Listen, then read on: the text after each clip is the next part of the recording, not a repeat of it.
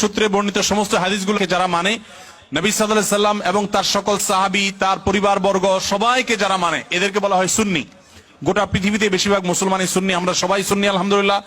বেশিরভাগ বাংলাদেশি, বেশিরভাগ পাকিস্তানি, ভারতীয়, সাবকন্টিনেন্ট, আরব, পৃথিবীতে বেশিরভাগ মানুষই আলহামদুলিল্লাহ সুন্নি মুসলমান।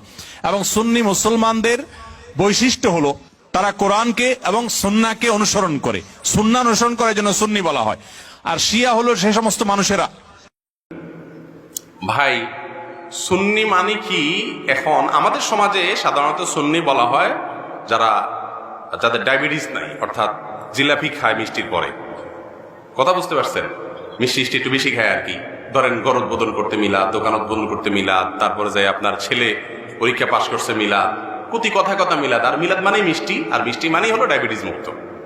তো সেই জন্য বললাম যে সুন্নি বলতে আমাদের সমাজে বোঝানো হয় মূলত যারা ডায়াবেটিস নেয়, প্রচুর মিষ্টি খায়, জিলাপি খায়, এ হলো সুন্নি আমাদের সমাজের সংজ্ঞা।